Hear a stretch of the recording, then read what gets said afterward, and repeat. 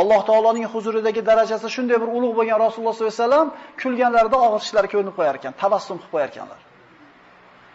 Bizchi biz xuddi jannatdan o'zimiz joyimizni aniq qilib biron qilib qo'yganmiz-ku, ko'nglimiz to'q, ha otib, qahqoq otib kulib yuribmiz. Mana shu 3 ta odamni ko'rsam kulgim keladi. Endi meni yig'latgan narsa deydi.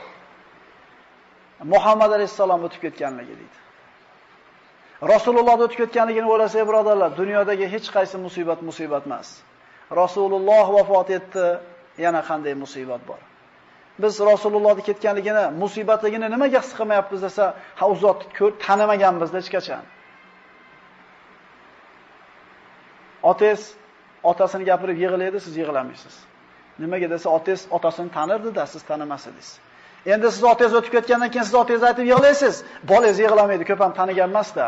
Rasulullohni o'tib ketganligini eslab yig'lamayotganligimiz, birodarlar, u zotni yaxshi tanimaganligimizdan. Meni yig'latgan narsa Rasulullohni vafot qilganligi deb aytadi. Ikkinchi meni qo'rqitgan, yig'latgan narsa o'lim masligi kelishdagi qo'rquv. Rasululloh sollallohu alayhi vasallamdek zotga o'lim sakaroti, o'lim masligi yetdimi? Endi bu yoqdagilarga Allohning rahmi kelsin. Albatta o'limni masligi, sakaroti bor dedi Rasululloh. Yuzlariga ana shu suvni olib, yuzlariga surtib turardi. Rasulullohga yetdi mana shu narsa. Shuni vahimasi meni deydi, yig'latdi dunyoda.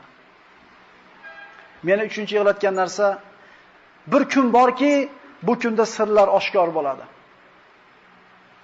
Jannatgami, do'zaxgami ketishimni bilmasdan turadigan kunim Rahmanning oldida turishlik meni yig'latadi.